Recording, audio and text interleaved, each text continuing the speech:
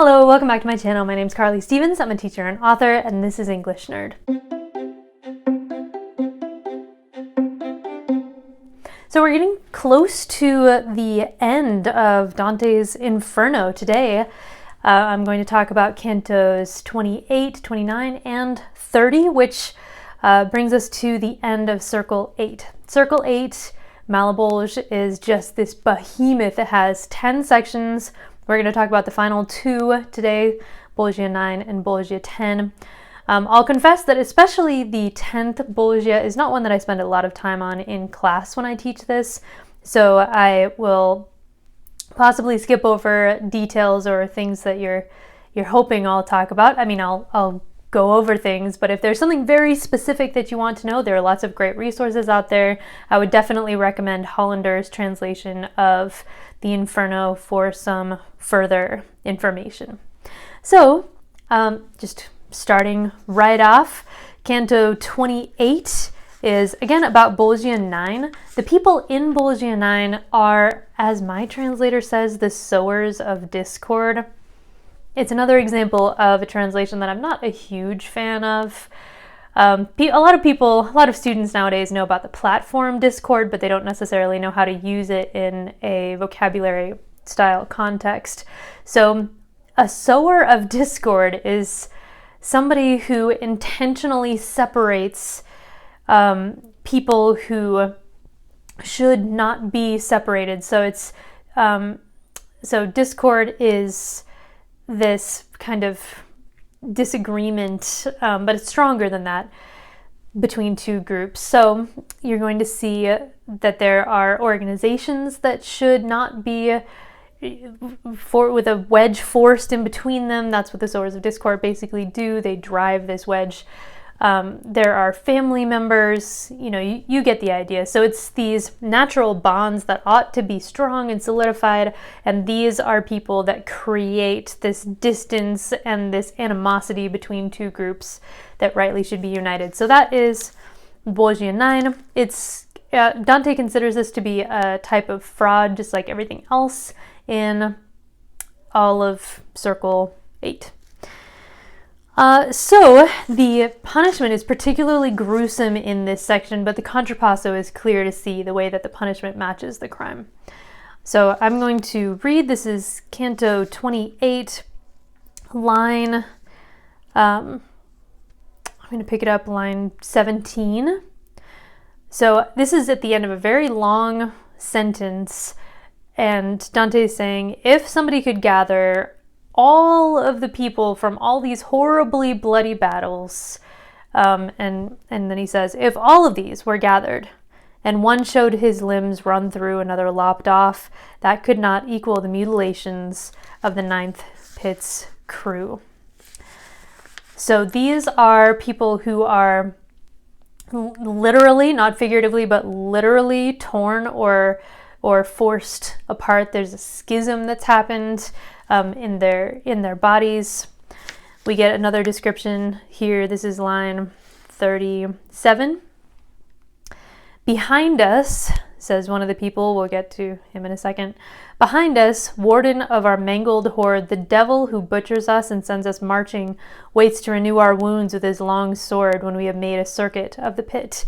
For by the time we stand again before him, all the wounds he gave us last have knit. So as soon as Dante starts speaking to the people in this section, he gets a clearer idea of why they are so mangled, why somebody has no arms, or they're split down the center, or their heads chopped off, or whatever it is. I mean, it's quite gruesome. So there's this demon with a sword, and everybody just gets in a line basically and drags themselves around this circle using their powers of regeneration, which I think I talked about when I talked about Circle 3, which is Canto 6. If you're interested, I think that was the first time I brought it up.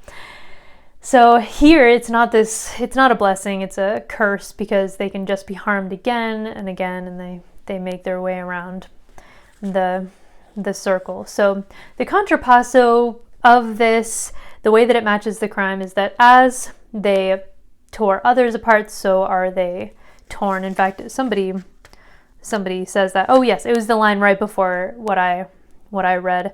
As they tore others apart, so are they torn. People who, cause these schisms. I've already explained it enough, but it's pretty grotesque.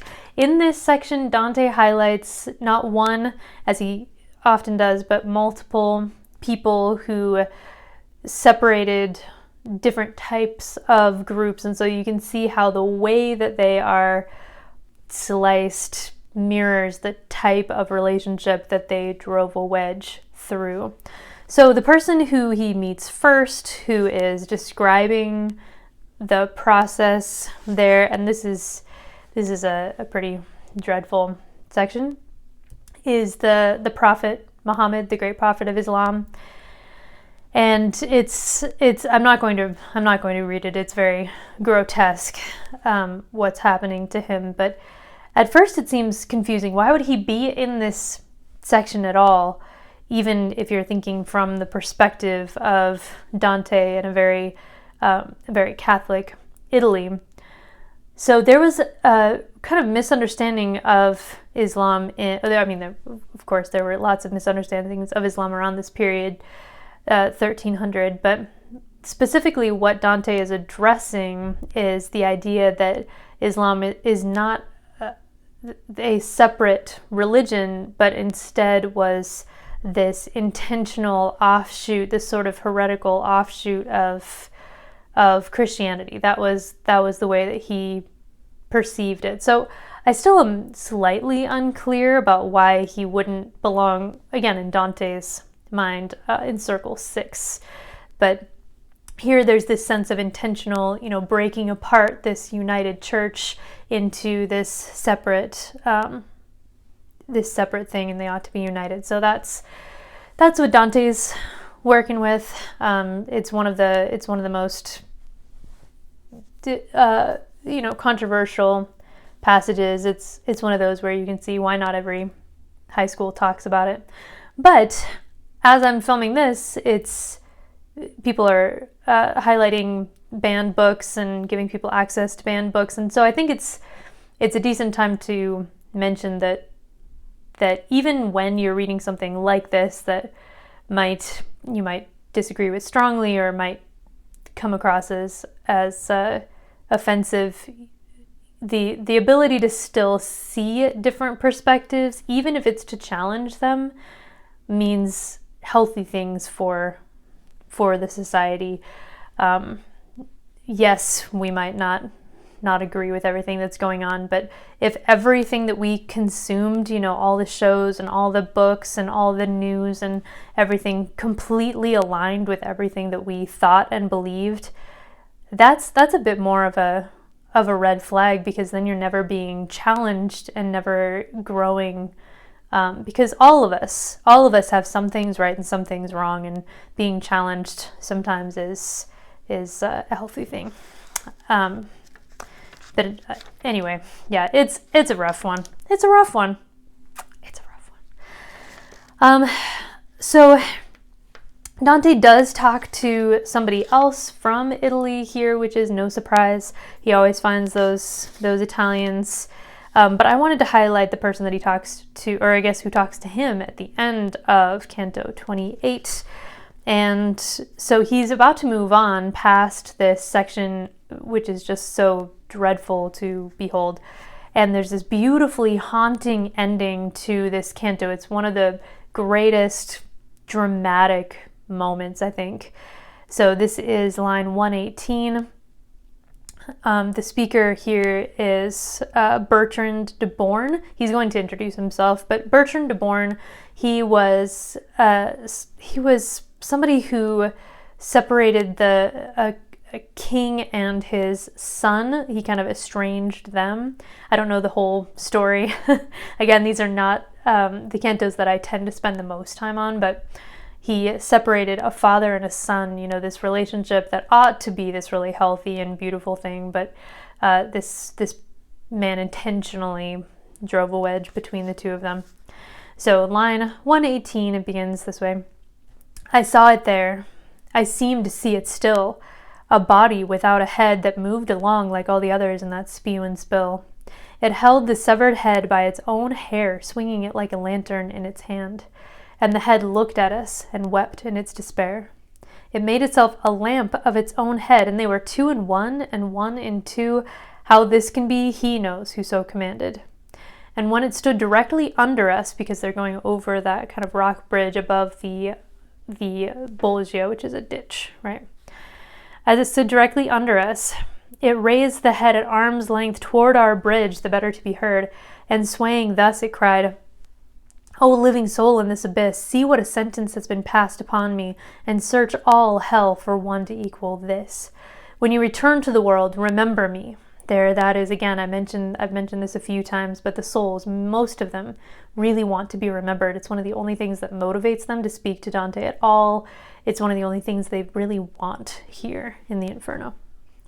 And then he introduces himself. He says, I am Bertrand de Born, and it was I who set the young king on to mutiny. Son against father, father against son, as Achitophel, I'm not sure how to pronounce that, set Absalom and David. And since I parted those who should be one, in duty and in love, I bear my brain divided from its source within this trunk, and walk here where my evil turns to pain. An eye for an eye to all eternity, thus is the law of hell observed in me. I know that was kind of a longer section, but it's just so dramatic and kind of hauntingly beautiful in a very twisted way. And the contrapasso, he explains himself, an eye for an eye to all eternity, thus is the law of hell observed in me.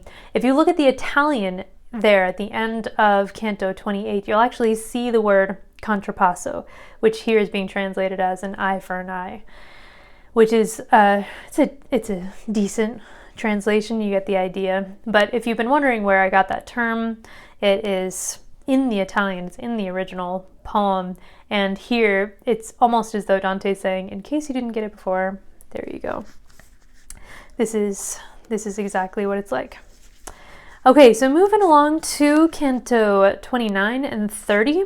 Both of these deal with Bolgia 10, the final section of Circle 8, which is massive and all about fraud. It has those 10 evil ditches to it. This is the last one. And to me, it felt kind of like a catch-all for the frauds that he hadn't addressed yet, but they do all have something in common. My translator calls these people the falsifiers, and I think that's a pretty good name to describe these people. There are 4 categories that we can distinguish in the souls that are there. So you have the alchemists, the counterfeiters, the false witnesses, and the evil impersonators. So all of them are basically falsifying something. So you have the counterfeiters who are falsifying money, you have the false witnesses who are falsifying their words, you have the false impersonators who are taking on these false identities. So you get the idea, it just looks different. The alchemists are the ones that feel kind of like the odd people out, but I guess they would pass off lesser metals as greater, so almost a type of counterfeiting, just a little bit more specific. So Dante goes into this section, and the analogy that he initially makes is striking. So I'm going to read it for you. This is line 40, Canto 29, if you have your poem and you want to take a look. So it says, Malebolgia's final cloister lay outspread, and all of its lay brethren might have been in sight, but for the murk. And from those dead such shrieks and strangled agonies shrilled through me like shafts, but barbed with pity that my hands flew to my ears. If all the misery that crams the hospitals of pestilence in Maremma, Valdiciano, and Sardinia in the summer months when death sits like a presence on the marsh air were dumped into one trench, that might suggest their pain. And through the screams, putrid flesh spread up its sickening stench. Okay, gosh, what an image. So these last couple of Bolgias are particularly horrifying and nasty. I mean, they've been horrifying and nasty all the way along, but there's just a different level of grotesqueness from this compared to, say, Bolgia 8 with the people like Odysseus and encased in those flames. So the idea is that it's almost like an overcrowded hospital, but there's no treatment. Everybody's just suffering out in the sun, almost left to die. But of course these people can't, because they have already gone through that, and of course they can't really go through that in any permanent way again. So it's terrible. And I want you to notice that there's murk that makes it hard to see. There are the screams, there's the smell. So all of those details are sensory details, and that's going to help with the contrapasso, because it's not immediately obvious how this matches being a falsifier. But if you notice that all of their senses, and then we see later on the sense of touch is affected. There are people with sores. They all have different things depending on the style of falsifying that they did, but all of them suffer in all of the different sensory ways. Thirst, taste is affected, all these things.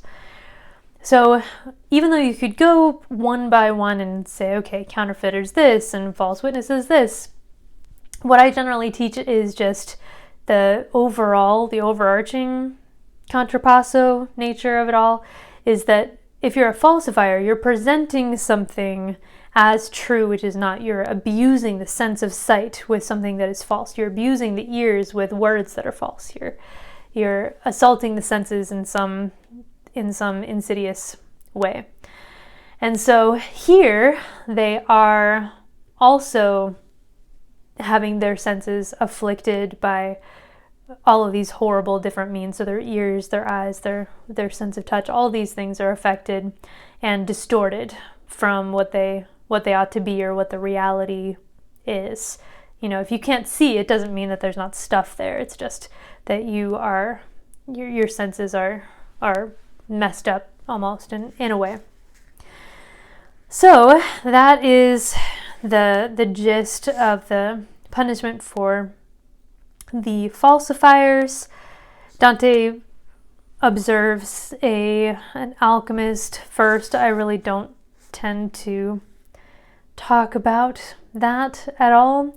One thing that you will notice as time goes on, and you see it, for instance, in on line 103, Dante starts figuring out what the souls do want and how to get them to talk to him. He offers to tell their story after a while. After he gets asked a couple of times, now he's in the business of, tell me and I will remember you in the world above. And most people, as we've seen, do tell him who they are after they know that that's the case. So again, line 103 is a place where he does that with this a guy named Capocchio. There we go. I can pronounce Italian names, not perfectly, but not terribly. I'm gonna run ahead to Canto 30, because I don't usually talk about all the people Dante talks to. If he talks to multiple in a section, instead I'll highlight one usually. So it's Odysseus or Brunetto Latino or people like that, even though Dante speaks to other people in those sections. And so the ones that I highlight normally among the falsifiers are two actually that my students largely know about beforehand because of the freshman curriculum and how it's set up to really lay the groundwork for understanding a lot of these illusions. Let's see, we do see some Furies attacking some false impersonators, but the ones that are that again I highlight are here. This is line 97. Line 97, there's a man named Master Adam who was a counterfeiter who counterfeited on such a large scale in his day that he actually messed up the Italian economy for a while because of the coins that he made that were worth a little less than the face value. So Master Adam is sitting there, suffering from thirst, and he introduces two others across the way. Line 97, he says, one is the liar who charged young Joseph wrongly, the other, Sinon, the false Greek from Troy. A burning fever makes them reek so strongly. So Sinon, the false Greek from Troy, he was the one who convinced the Trojans to let in the Trojan horse, and he lied about how great it was and presented these lies as facts and basically perjured himself. So we read Homer and Virgil and things like that at the school where I work. So some people at least remember Sinon or know who that is. And then the one who accused young Joseph falsely, it's another liar, basically, another false witness, is Potiphar's wife, who is from the book of Genesis in the Old Testament, who wanted to have an affair with Joseph, who was one of the patriarchs, the one with the coat of many colors. And Joseph did not consent to having an affair with his employer's wife, so she attacked him and he ran out of the house. She was so angry and ashamed at how all of that happened that she accused Joseph of attempting to attack her, and it became this whole thing, and Joseph was thrown into jail. So yeah, those two are people that they know about. Dante the character sticks around to listen to Sinon, who gets all uptight that he's being pointed out. Sinon and Master Adam, the one who had introduced them, fighting, quarreling, kind of smacking each other around. Dante listens to that for a while, but then Virgil eventually says, "Are you amused by this? This is not fitting for us to enjoy in any sense. We need to move on. You really ought to be ashamed of yourself for hanging out for so long." Dante does feel bad, and Virgil forgives him right away, and they move on, which will bring them to the end of Circle 8. Next time, we'll talk about Circle 9, and you will learn that hell, in fact, has frozen over, and it becomes very clear in the next couple cantos if you are reading along. So that is that. Make sure to subscribe for more English nerdy goodness. Get the notifications because I post twice a week, at least for the foreseeable future, and you don't want to miss a thing. Like this video if you like it. Comment below with any questions that you have. Maybe we can crowdsource the answer, and I'll see you next time.